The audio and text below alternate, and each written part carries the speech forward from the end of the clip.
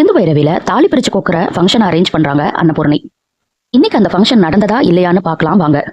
அன்னபூர்ணி சொன்னாங்கன்னு ஆறுமுகம் பைரவி கிட்ட பூ கொண்டு வந்து தராரு. எவ்வளவு தைரியம் இருந்தா உங்க அம்மா சொன்னாங்கன்னு பூவை கொண்டு வந்து நீட்டுவ. மண்டபத்துல அவ்வளவு சொல்லியும் நீ என் கழுத்துல தாலி கட்டிட்டு இப்போ தாலி கட்டினால குடும்பம் நடத்தலான்னு பாக்குறியா? என்கிட்ட அதெல்லாம் நடக்கவே நடக்காது. உன்னோட ஆணாதிக்க திமிரெல்லாம் வேற யார்கிட்டயாவது போய் காட்டு அப்படின்னு பூவை வாங்கி பிச்சு எரிஞ்சிடறாங்க. ஆறுமுகம் எதுவும் பேசாம நின்னு பாத்துட்டு இருக்காரு. இதுக்கு பேரு தான் குரங்கு கையில பூமாலை போல அப்படின்னு மனசுல நினைக்கிறாரு. இங்க பாரு, உன் கூட சேர்ந்து வாழணும்னு எனக்கு பெருசா ஆசை எல்லாம் கிடையாது, அம்மாக்காக தான் பண்றேன் அப்படின்னு சொல்லிட்டு அங்க இருந்து கிளம்பி போயிடுறாரு.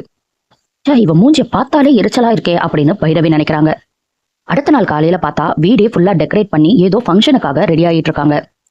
மகா இதை பார்த்துட்டு அன்னபூர்ணி நினைச்ச மாதிரி இன்னைக்கு தாலி பிரிச்சு கோக்குற ஃபங்க்ஷனை அரேஞ்ச் பண்ணிட்டா போல அப்படின்னு நினைக்கிறாங்க. இந்த ஃபங்க்ஷன் சிவா வந்தாதானே நடக்கும், சிவா எப்படி வர்றான்னு நான் பாக்குறேன் அப்படின்னு எசக்கிட்ட பேசிட்டு இருக்காங்க. பைரவி வந்து எல்லாத்தையும் பார்த்துட்டு இங்க என்ன நடக்குது அப்படின்னு சிந்து கிட்ட கேக்குறாங்க. இன்னைக்கு தானே தாலி பிரிச்சு கோக்குற ஃபங்க்ஷன் சொன்னாங்க, மறந்துட்டியா? நீ போய் கிளம்பி வா. அப்பா அம்மா வர்ற சமயத்துல நீ இப்படி இருந்தேன்னா அவங்க வருத்தப்படுவாங்க அப்படின்னு சிந்து சொல்றாங்க. வேற வழி இல்லாம பைரவியும் போறாங்க. போகும்போது சும்மா போல ஆறுமுகத்தை பார்த்து ஒரு முறை முறைக்கிறாங்க. அவங்க முறைக்கிறதையும் ஆறுமுகம் முறைக்கிறதையும் சிந்து பாத்துறாங்க. என்ன மன்னிச்சிரு பைரவி, என்னாலதான் நீ இவ்வளவு கஷ்டப்பட்டு இருக்க அப்படின்னு மனசுக்குள்ள நினைக்கிறாங்க. மகா இந்த ஃபங்க்ஷனை எப்படியாவது நிறுத்தணுங்கிறதுக்காக ஒரு பிளான் போடுறாங்க. ஸ்னேகாக்கு கால் பண்றாங்க. நான் சொல்றத கவனமா கேளுமா, இந்த விஷயம் சிவாக்கு தெரிஞ்சிடக்கூடாது. வீட்டுல அந்த அன்னபூர்ணி தாலி பிரிச்சு கோக்குற ஃபங்க்ஷன் அரேஞ்ச் பண்ணிருக்கா. சிவா வந்தா அது நல்லபடியா நடந்துரும், அது நடக்கவே கூடாது. அதனால எப்படியாவது சிவாவை அங்கேயே வச்சுக்கோ, வீட்டுக்கு அனுப்பவே அனுப்பிடாத, அவன் கையில மொபைல் போனும் இல்லாம பாத்துக்கோ அப்படின்னு சொல்லிடுறாங்க. ஸ்னேகாவும் ஆபரேஷன் தியேட்டர்ல ஒரு டாக்டர் ஆபரேஷன் பண்ண போகும்போது நிறுத்தி நீங்க இதை பண்ணாதீங்க, சிவா பண்ணட்டும்னு ஏகப்பட்ட காரணங்களை சொல்றாங்க.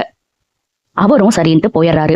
ஸ்னேகா வந்து சிவா கிட்ட ஆபரேஷன் பண்ண இருந்த டாக்டர் ஏதோ எமர்ஜென்சினால கிளம்பிட்டாரு, நீ வந்து அந்த ஆபரேஷனை பண்றியா சிவா அப்படின்னு சொல்றாங்க. மாட்டேன்னா சொல்லுவாரு, ஆபரேஷன் பண்ண போயிடுறாரு சிவா.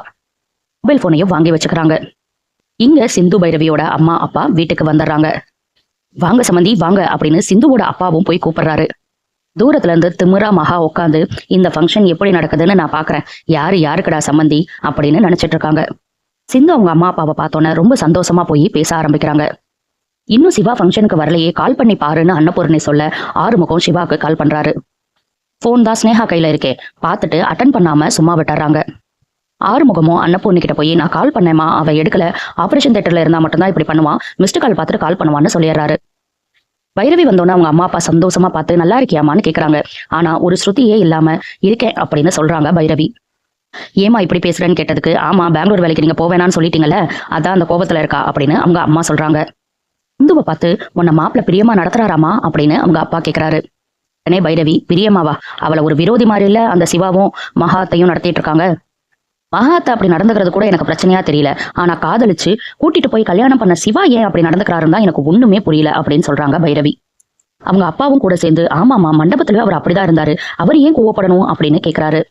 சிவா ஒன்னும் அவ்வளவு நல்லவன்லாம் இல்லப்பா, பணத்துக்காக சிந்துவை வெளியே அனுப்பிட்டு ஸ்னேகாவை கல்யாணம் பண்ணிக்கணும்னு பாக்குறான் போல அப்படின்னு பைரவி சொல்றாங்க. சிந்து உடனே, நீ டாக்டரை பத்தி அப்படியெல்லாம் பேசாத பைரவி, அவர் அப்படியெல்லாம் எதுவும் கிடையாது, அன்னபூர்ணியத்தை என்ன ரொம்ப நல்லா பாத்துக்கிறாங்க, அவங்கள தாண்டி இந்த வீட்டுல எதுவுமே நடக்காது அப்படின்னு சொல்றாங்க சிந்து. அன்னபூர்ணிங்க என் பேச்சை எப்பயுமே சிவா தட்டவே மாட்டானே, இந்நேரத்துக்கு அவன் இங்க வந்திருக்கணுமே, ஏன் வரல அப்படின்னு கேக்குறாங்க. அங்க இருந்த பாட்டி வேற, முகூர்த்த நேரம் முடிஞ்சிருச்சுன்னா தாலி பிரிச்சு கோக்க முடியாதுமா, இன்னொரு நாள் தான் பண்ணி ஆகணும், சீக்கிரமா எல்லாத்தையும் ரெடி பண்ணுங்க அப்படின்னு சொல்றாங்க. அன்னபூர்ணி அதுக்கப்புறம் சிவாக்கு போன் பண்றாங்க. ஸ்னேகா இவங்க காலை பார்த்தோன்னே கட் பண்ணி விட்டுறாங்க. என் போனை என்னைக்குமே சிவா கட் பண்ண மாட்டானே, இப்ப என்ன கட் பண்றான் அப்படின்னு மனசுக்குள்ள பயந்து யோசிக்கிறாங்க. இங்க நடக்கிற எல்லாத்தையும் ரொம்பவே ரசிச்சு சந்தோஷமா பார்த்துட்டு இருக்காங்க மகாவும் எசக்கியும். திரும்ப திரும்ப கால் பண்ணோன்னு ஸ்னேகா ஸ்விட்ச் ஆஃபே பண்ணி வச்சிடறாங்க. ஐயோ சிவா வரலைனா ஃபங்க்ஷனை நடத்தவே முடியாதே, என்ன பண்றதுன்னு தெரியலையே அப்படின்னு அன்னபூர்ணி ரொம்பவே யோசிக்கிறாங்க. சிவா வரலங்கிறத தெரிஞ்சு சிந்துவும் கொஞ்சம் வருத்தப்படுறாங்க. ஐயோ அம்மா அப்பா முன்னாடி என்ன ஆக போதோ அப்படின்னு யோசிக்கிறாங்க. சிவா வருவாரா, தாலி பிரிச்சு கோக்குற ஃபங்க்ஷன் நடக்குமா நடக்காதாங்கிறத நம்ம பொறுத்திருந்து பார்க்கலாம். அடுத்தடுத்து சிந்து பைரவியில என்ன நடக்குதுன்னு தெரிஞ்சுக்க சப்ஸ்கிரைப் பண்ண மறந்துடாதீங்க.